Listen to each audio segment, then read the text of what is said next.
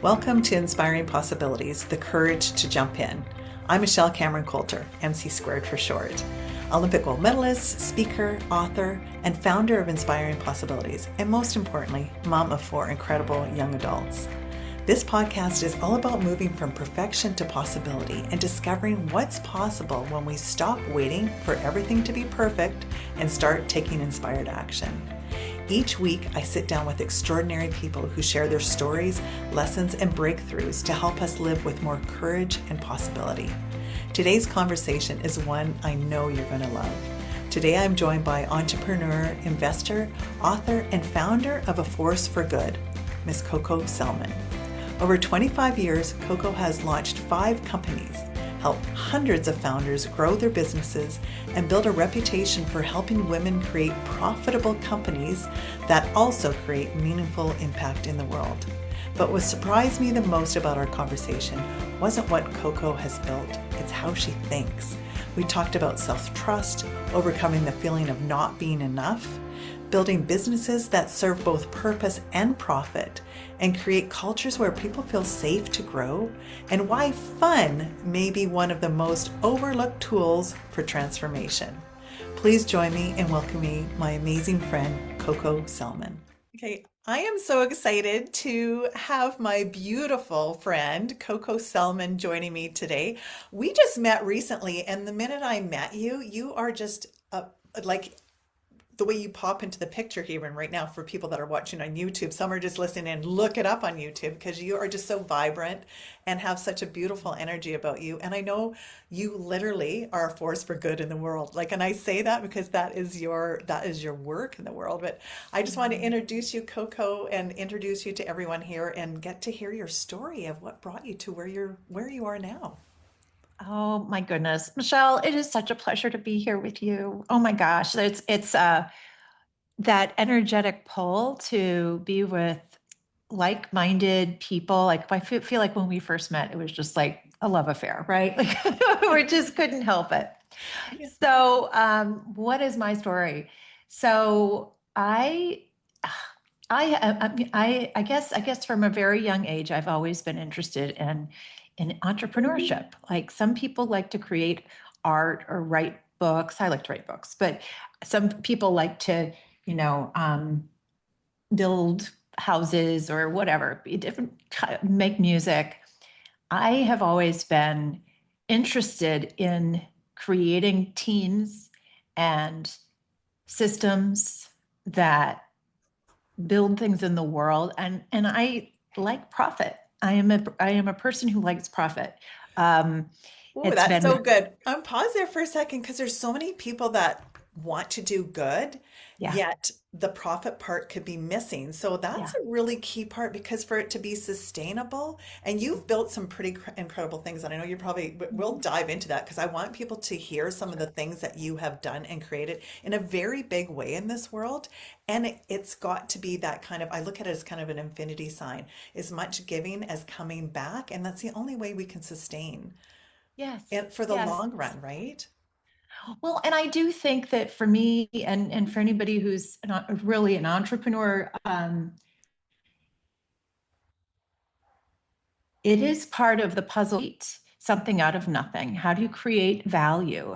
A business is where you create value in exchange for money. Mhm. And how do you do that in such a way that it allows for there to be more impact, allows the scale to be at the level of the vision of whatever the impact you want to have, and prosperity is one of those outcomes that can be built for a company, for a business, for an individual as a result. And I have always felt like it's somehow a part of my job, my purpose in life to figure out how to do that. I've always wondered, like, how do you make success inevitable?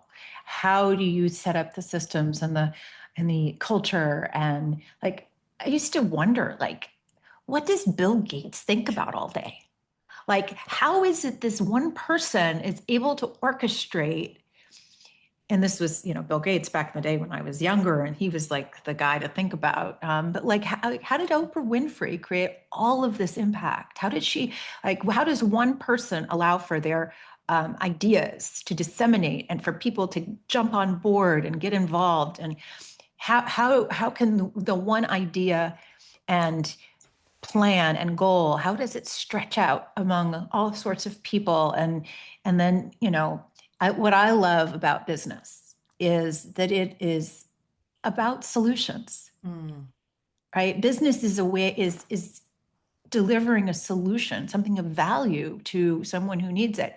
And the purpose of the business is to create transformation for that, from that problem or that need into whatever that solution is. And I love that. I mean, I'm in my heart, I'm a transformation junkie. And so like I've got one foot in the spiritual world and the other foot right here in the physical third world. And I like to do things that demonstrate internal shifts, growth, personal growth, but here it's actually happening in the physical world. And business for me is a place to explore that I game. love that. What a beautiful way to look at it and balance, because I think to our core, we all want to feel like we're on purpose or what we're doing is making a difference.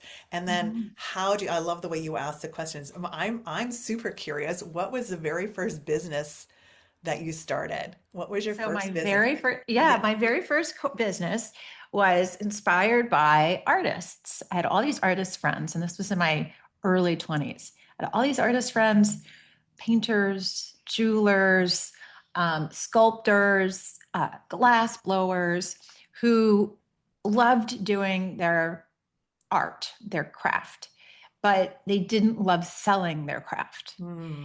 And so that was the problem. They loved their art, but they didn't want to sell it. So it's like, oh my goodness, I'm going to help you sell your stuff. So I did it in two ways. I helped them through setting up consignment arrangements, which I didn't love because they don't make as much money. The second way was we would go around, and me and my partner, and we would go around and we set up at all these like events and art shows and things like this. So we would have a whole collection of different people's stuff and we would sell it for them. And then, but the big area where I focused was I created a website this was in 1997, in That was like when 1998. that's like when websites were still really new. Like you Oh were yeah. ahead Oh of. yeah. Oh yeah. It was like nobody was buying online. This is where, timing is important. But it was like my idea was sort of like an Etsy before Etsy. And I didn't know what I was doing, Michelle. I had no clue. I mean, I was just trying things out. And I built a website, and I had a person that like did all the technical stuff, and we had to build the shopping cart from scratch. I mean, it was crazy, and of course nobody wanted to buy online because nobody bought online at that time. But I learned, and we didn't really understand what it meant to have a partnership, and I learned so many wonderful things through that experience. And what I did it for about 2 years before I was like, okay, this is not going to sustain. And I kept a full-time job the whole time to pay my bills. But it was my first business, my first real business, and set up an LLC and all that. And I learned about partnership. I learned about investments. I've learned about having a plan. I learned about having a budget. I learned, oh my goodness, like, gross profit, how important gross profit is. Like I actually, one of the through lines of my experience as an entrepreneur is the incredible value of gross profit. I could write articles about that, but but I didn't know anything. Right. I don't, I didn't study business. I don't know why I thought I could help these artists, but I, this is, you know what? this I is what love I that. do. That's okay. So now you're so tying in what I believe is so much that entrepreneurial spirit is to have the idea and just Yeah. go for it. Because like no one knows what they're doing when it's like kind of blind faith. And then there comes the point where Yeah. it's in order to level up and sustain and have that gross profit, Yeah. like learning what does that take. And so like I'm curious of what stepped you into the next phase because a lot of people are too afraid to even jump out there. And right now like it just makes my heart sing because I'm watching my second youngest daughter who has her own clothing line that she launched, and it's exquisite. Like I'm just so proud. You would love her. Like she's so creative. She takes vintage bedspreads and curtains and reimagines them into exquisite corsets. And so they're Oh like my pieces of goodness. art. And she's learning all the pieces of everything you could imagine. Then it gets to a point where, okay, how do you sustain that? And you need to like grow your team and like learn from others and then go from there. So I'm just so, I just love that you're sharing it because it's like, and my mom started how many companies and just went, okay, I have an Oh, idea and a purpose. And her last one, she started at 75 years young. And it was wow. also a clothing, it missed the clothing design part, missed me, my mom and my daughter. But it's like that drive and that passion and purpose, I Yeah. think are first. And then Yeah. it's like, and I love your thoughts on that too. And then it's like accumulating that um, knowledge as you go and learning from other people. Like, so I'm curious of like where you went from there and how that escalated because you grew some pretty amazing companies and organizations. Well, I think it's so interesting because the next company I started was called World Changing Business, which was actually really very similar in a lot of regards to A Force for Good. It was sort of the precursor, and I had been in consulting. I've been doing management consulting for my day job, and I was hired by one of my clients, and I thought that was going to be great. Right. I went from like project based work. I worked with super smart, really fun people, traveled around. I was, late 20s. And um, a company that I had been working with invited me to come and be on their team full time. And I did that. And it was like, oh, not fun, not fun at all. It was so snoozy, boring. Like it was like I never felt so much like a very insignificant cog in a Mm. very like it was just very small, and there was like no ambition in like the team was just like they came to work, they did their job, they went home. And I like to, run through walls and like go up mountains and do things, and this was just like, I got to get out of here as fast as I possibly can. And I had this entrepreneurial thing. So I had been doing in the background. I had my Zoe collection, which was the Etsy business. And then I just met lots of entrepreneurs and I had been just sort of giving little bits of help and advice. I don't know how, like, this is the thing, Michelle. I don't know how I thought I could give people advice, but I did. I did. I don't know why, And it was right? okay. So And then, there's an inside knowingness, but that's so interesting that perspective. Like, what did I think? Because we question our abilities. Like, you have an yeah, innate. There's something yeah, yeah, innate inside, right? yeah, right. Okay, go ahead. And then we go like, Totally. who do you think you are? Wait a minute. Like, Right. look I what mean, you're and creating. I learned through, I mean, in the consulting company that I worked for. So I worked for Arthur Andersen Business Consulting, and then I worked for another management consulting company called Akebia, which you'd never hear of. But I did get a lot of good training. And I had great mentors, and I learned about how to like look at a situation, analyze it, propose, what would be a better solution, and then figure out how to get there. And like, project management, but like that's also business planning. That's also strategic planning, right? And Mhm. so I was able to use that, and I learned about sales. I learned in management consulting, I would go out and get new business, so I had to go and learn about sales. And so I learned all these sort of things in the corporate context, and I had these founders that were sort of floating around in my life because socially I was attracted to them. And so that led me to World Changing Business. And World Changing Business, I took a leap out and decided to work for myself. I worked with founders. I did. Um, I did a variety of things. I had a coaching practice. I did a lot of training. I did a lot of group mentoring. I took on a few clients that where I was like a part-time or interim COO. So I really helped different kinds of companies, some in more of a facilitator, trainer, others in more deep into, I mean, I did a lot of business plans. I helped with a lot of business plans over the years, and I loved it. I loved it, but kind of like maybe what you're really truly. I mean, like it wasn't scalable. I had a few people that I would hire to come as 1099s, and but everybody always wanted me, right? Like I was the product, and I realized along that journey, and sort of fast forward that like I tried a couple of things where I wasn't the main product, but when I went into healthcare, that was when I really was able to step back and not become the product anymore. Like it was nursing at home. I am not a nurse. I couldn't deliver the product if I tried. So it was a kind of an intentional set boundary that I set to help me move into the right kind of role. Because I am like, maybe you'll appreciate this. I finally feel like I'm 51 and I've had 5 companies. I finally feel like I am set up to do what I am meant to do. Yeah.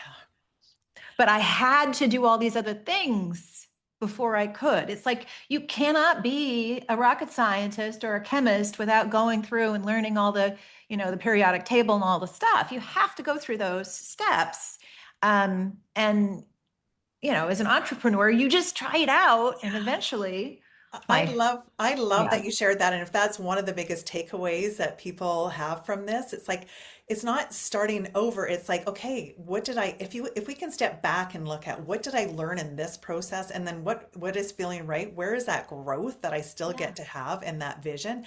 To have built 5 companies Yeah. Yeah. and then go, okay, and I'm sure were they all very similar or were they very different? Well, they were similar and different. So I had Etsy, my Etsy like company, and then I had I had World Changing Business, which was consulting basically and some coaching.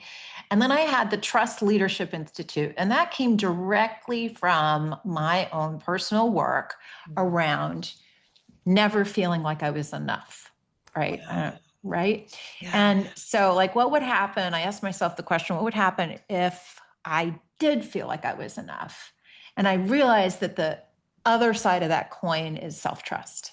Mm. And so then I thought about, well, what would be the design of a system that would help me discover self-trust and really experience self-trust.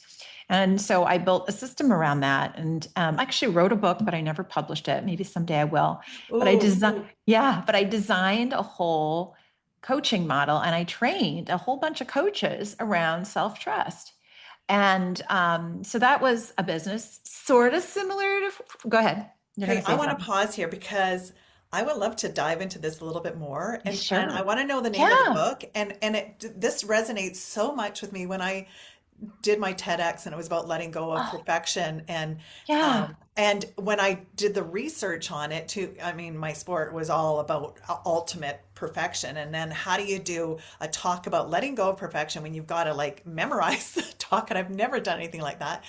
But through my research it blew me away that 80 plus high achievers, especially women, it's probably closer to 85, um, have imposter syndrome and don't feel like they're good enough. 85, like 80-ish%, which is what you're just saying is that trust thing. And like that just really resonates so much that those two click together and understanding that's where it's not what other people are saying. It's coming from here and trusting our own intuition, trusting our gut, trusting that we'll figure it out in that position. I want to know more about your book because that blew me away. And then the second part was Yeah. the amount of women that not just women, but women and men, particularly women who don't like their bodies and they're so hard on themselves. Because Oh, I yeah. went through that, just beating myself up, not feeling good enough. And I think it's even harder Hmm. with the Hmm. social media world and the pressure that's on our young adults and youth and the anxiety level, all those sort of things. So I think what you created through the trust work that you were doing, and you said you trained hundreds, like I would love to know what the biggest shift was when people realized that part of the formula that you were sharing. And I want to know the name of the book, and I'm going to be Yeah. behind you to Yeah. to launch that I book. know. The book was, well, the book is called The Power of Trust. Mm, And it is about exactly that, the power that comes when you trust yourself. And it's really, so an experience of trust happens when you accept a situation that you're in, you hear your guidance from within, and you act on it. So and that's an act of trust, right? That's the definition in my model.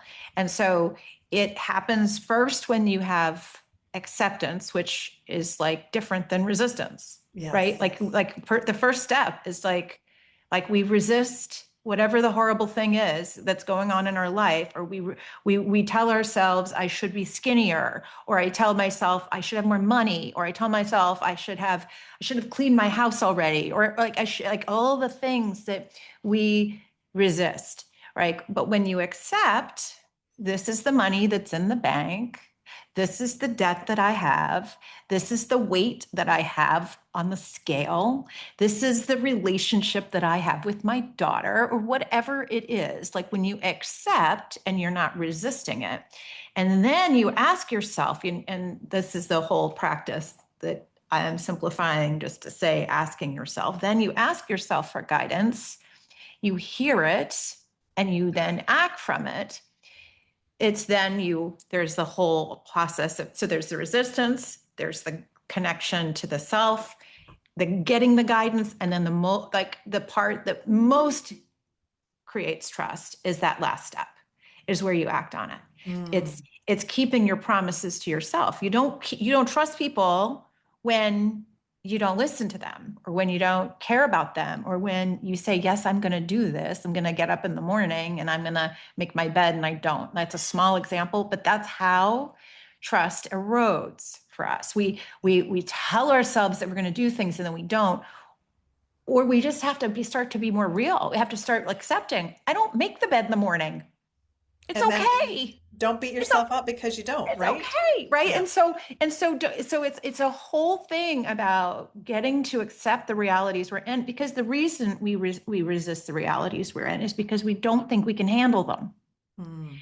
right? Because we think that, oh, well, then I won't be lovable, or I won't be good enough, or then I won't ever get to success, or I'll whatever the deeper fear is.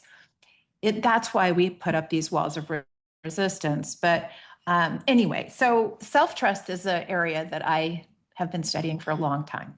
Well, and you know what? That is so big because even what you were saying about that trusting of it's the little things that we do that we build that trust. And I think we are in such a need to build Yes. resiliency and that Yes. I don't want to say toughen up because that's such a bad, like just suck it up and go. That's not what I mean. It's like that we start to build that resiliency again because it's when we trust ourselves to, I'm going to get this. I'm going to be okay when I do this. If I step in, I'm going to start this company. I might not know what's happening, but Yeah. as soon as I trust myself and I start celebrating the little wins, because those are the ones that are kind of the proof, yes, keep going. And to your point, even something as simple as making the bed in the morning. If you say, well, I don't make the bed, and it's like, well, what would happen if I did? Because what are the things that you can do to trust yourself to start feeling better? Those little things that happen, go, well, that's not who I am Exactly. yet. But Yeah. hey, that's one little thing. Once I start flexing that muscle and trusting myself, that's who I am. That's what I do. Then we can start build that resiliency. But like trust is kind of stacked and It layered. is. So It is. And yeah. sometimes and I think about it in the terms of building a business. The other part of it is like, um, when we ask for guidance. right? Mm, It's the prompts we're asking ourselves. yeah. It's like the questions we're asking ourselves when our minds are going, you know, bonkers, worried about things, stressing about things, self-attack thoughts. It, it's in a moment of wisdom that you change the questions. And Mm. so a large part of the stress curriculum is around those questions that to help your mind refocus. And in the force for good, my model of helping you grow a company, the whole idea is that we have these tools that are meant to help you focus your mind on the things that you have the power to focus and do things. Right. So the idea, what's missing, what I always like to say as part of First for Good, the thing that's missing in any business that's most needed is your wisdom. And what happens is we get busy and we focus on activities and we're in the email and we're like worried about stuff. And it's when we focus and ask the right questions about who's my customer? Why do I care about them? What is it that I can do to make a great product? How can I get it in front of them? How can I be of service? How can I be more of a light in the world? How can I make sure that my marketing channel is actually expressing the goodness? It's coming from that same place, Michelle. It's Mhm. all coming from that same place of like, how do I retune my brain and then take those necessary steps, take those actions that produce the result? So good. And you nailed it so big because those quality of questions, and then what the work that you do, it's knowing what questions to ask, right? When we can pause in that moment, I have a big stop sign actually in my office when I was like in the worst of beating myself up. It was literally in the shower. I saw a stop sign, just stop. And one of my coaches, my Olympic coach, she used something called wait. What am I thinking? So in that moment, just pause and go, okay, what am I thinking? And then what do I want? Like, I don't know how to do Yes. this. Well, how could I do this? How could we do this? How could we look at this differently? So Yes. your ability to, each of our ability to ask a better question automatically will start to give us those answers. So your work with the force with good, as far as the company and the bigger vision of being a good human in the world. It's like, how do we ask those better questions? I think not only of ourselves, but of each other. Not Yes. why did you do that or blah, blah, blah, but like, oh, how can we do Yeah. this? Like, let's, be creative and think about how can we and who could we bring on to help us? Because we don't always have all the answers. We have a ton of wisdom, way more than we think. And I love that you said when we're so busy, because I know guilty. The last 2 weeks, I feel like my head's been down and I have not been breathing and getting Yes. into that creative place. So we need to make and create the space for that to happen. I completely agree. And so one of the things that's part of the Force for Good system, and it speaks directly to this, is it has rituals. We build in rituals. So you have a plan, right? The 4-page growth plan, which includes all these questions that you're answering. And it's intended to bring down your insights and help you, think and feel and gather all the wisdom and put it in one place with your team. And then the next piece of these rituals. And the purpose of these daily, weekly, monthly, quarterly, annual rituals is so that you will pause with your Mm, team and reflect. And usually these are the times that people pull out all the KPIs, which I do, which I highly, definitely recommend. But it is the container in which you have these conversations where you set the intention that the intention is for belonging. It's yes. for right. It's to cultivate celebration. It's to create safety. It's to create a space where people will want to take a leap and try things and create innovation. And what we've been doing in most of our dashboard meetings is we look at numbers, and numbers are never what we want them to be because we always have aggressive goals, right? Then everybody feels bad. And then, like that's not going to help people really grow. Like you can only get so much growth out of, like they've done studies on kids. Like kids don't learn if they don't feel safe and if they don't feel they belong and if they don't feel like it's fun. Like, And they can take risks. Like they can yeah, try they stuff. can Like, try stuff. It's yeah. safe. It's safe and it's fun. And it's like, oh, I get to, do this thing. So the idea is to create these moments through these rituals where you do have these pauses and Mm. where they're not so toxic or so boring that nobody wants to go, right? They're actually feeding your soul in some way, and they're perpetuating the growth, they're perpetuating the culture all in the same way. Oh, So I was gonna, when you said the word culture, I'm going, that's how you build an amazing culture. Where that's how you build people it. where people want to go, like if they're at a company or even your own organization, that they want to be there. Like that Yes. makes such a difference when people, I think when people feel seen, heard, valued, and Yes. there's like I have this in my office too. Okay, this is my bit of color in here. This is one of my mottos. It's got to be Oh, fun. it's got to be fun. No, Yes. it's got to be really fun. I Yeah. think that fun is so underrated as a Yeah. transformative tool for healing and Mhm. growth. Yeah. It's so like it softens all the edges. And you talked about earlier desire. You talked about desire. Like it's important to always have desire. Like and so like it's if we're looking at things as did we do good, did we do bad, if those are the context of our meetings and there's no celebration and there's no fun, there's a limit Yeah. to what people will come up with, Yeah. right? And look, if you're I work a lot, I love to work. I love to work. It's my creativity, it's my passion, I love it. So like why wouldn't I want to have fun Yeah. also, So good. right? Uh, I do you know Dr. Ellen Langer? I She is like don't. she Is is the she like the mother of fun my lady? yes. Well, she is the mother of mindfulness. She was out of Harvard. Oh, okay. She did the counterclock study years ago, and she took like elderly gentlemen in their 80s and put them into this retreat time center where everything was 20 years earlier. The clocks were turned back, all the furniture, the conversation was as if 20 years earlier. And she measured all the biomarkers before, and in 1 week, all the biomarkers changed from vision to hearing. It's probably one of the most famous studies. Like she's been on Mel Robbins and Oh, I Ritual, don't and know she's like this. I check this out. fascinating. Well, she talks about the play and work, and she goes, there should really be no like I'm at work and I'm at when you love what you're doing Yeah. and this energy is that like that she said we shouldn't have to like take off one hat and go to another. I thought that was so brilliant too. Like it's Yes. like when you enjoy what you're doing and if we can create those environments because Yes.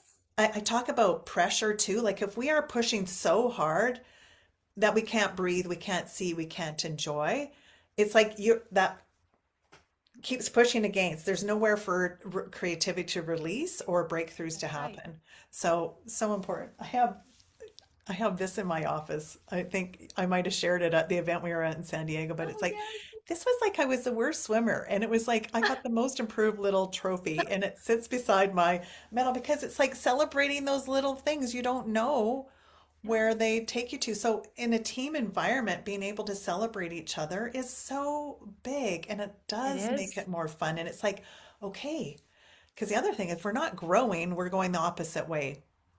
Everyone Oh, wants to feel like they're growing. right. So yeah. Well, the other thing I would say too is that when you really embark on a commitment, and this is like the habit of self-trust. This all comes from the same thing. It's like when you embark on a commitment to get together with your team every week and to look at your numbers and create culture and hope and possibility and performance and prosperity, when you do that, you will discover that there's like you have to be really creative. This is what happens because like one of the things I recommend is you always at the beginning have everybody acknowledge somebody else and everybody acknowledge yourself. So that's how you begin the weekly process I love it. and the ritual. And first, it's very uncomfortable to acknowledge yourself. Like some people have a really hard time with that. And so but what happens is every week you get better at it and people get really good at acknowledging themselves. And then they start acknowledging others. But then what happens you start to notice that there's certain winners that always get acknowledged, and there are certain people that it's harder to acknowledge. And so then you have to, as a team, find ways to acknowledge everyone, not just the flashy high performers. You have to look and see deeper to catch people doing the right thing, catch people making progress, catch people learning from their mistakes, which is way, way, way more interesting as a growth tool than just the person who always comes in first place. So like there is this incredible journey that comes by really trying to celebrate and acknowledge the self and the other. Some days you want to acknowledge yourself, and some days you have to look hard, right? Now I don't have to look hard because I have a lot of practice. I can always come up with something. You know, it's so good. That's the epitome. I love it. I love it. I love it because then that brings out, it's so easy to see the things that aren't good. When Yes. we start bringing out the good things, we're going to see more of them and it's going to elevate. I love that. What a Yes. great ritual. I love that you call it rituals too. I think like everyone needs to jump into the container that you create or take Yes. things from the container and just go, okay, if I chose, three things to implement, Yes. that could make a difference. And then you start stacking on. It just changes the energy It instantly. does. I love It it so much. does. It Oh my really gosh, does. we could talk forever. We're going to do this more because I Yes, we think are. one, like I think your trust book gets to come out because I think that that is so foundational. I love everything that you're doing, Coco. I would love to know what's something that you're most proud of that you have done or Oh, created over these years. oh my goodness. I'll tell you the thing I'm most proud of lately. Um, we had a moment right when I was selling my company that we needed to make a pivot for my stepdaughter Amelia. So she's 24, almost 25, and we had a particular plan for our lives that did not involve living in New York City. And we had a particular financial plan for how we were all gonna, like, never have to work again if we didn't want to. I would always work, but like, talk Because you about what want we to. right. But we decided, I decided actually that it was best for Amelia for us to move back to New York. And I am so proud of that because it was not easy for me to make that decision. It wasn't what was on my mind. It was not what I planned. And um, and then, Frank and I decided to do it, and we moved back here, and everything has been just spectacular. We have the most beautiful home, and we have like everybody that takes care of Amelia is just extraordinary. And I have, like, post exit, found all these wonderful women that I love, and I have all kinds of opportunities I never would have had if I had not moved back to New York. And but it was like a huge chunk of what money I made from my big exit was I had bought an apartment for us to take care of Amelia, and I feel very, very good about Oh, you are an extraordinary bonus mom. that. Exactly. I am definitely a Extraordinary. bonus mom. Yeah. Yes, extraordinary. And that she lights you up Yeah, and the she does. decision that you made to see something bigger. Yeah, And exactly. and I was just thinking I had heard this from Dr. Langer too. It's like when you make a decision, there's not a right or wrong decision, but then you make that decision right. It's like how beautiful is that? Yes, So exactly. And it's just been nothing but good. It was the most aligned, congruent, right decision we could have made. And I can't think of, like, that's the thing, like, that at the end of the day, and this is also about self-trust, is like when you are doing what you know is right, it's easy. Life is good, so good. Oh right? my gosh, Coco, you are such a gift. I have two last questions that I love Okay. asking. Um, what would you tell your 12-year-old self? Ah, I would tell my 12-year-old self, let's see. First, I love you. I love you with all my heart, and keep being different, and keeping your chin up, and like, There's a line from Clarissa Pinkola Estes book, Women Who Run with Wolves. And there's a line and it says, remember that you were born with the heart of a warrior. That's what I would tell her. Wow. So good. Goosebumps. Now that little 12-year-old looking at you now, what would she say to you? What would my 12-year-old say to me? Oh, we're going to have so much fun.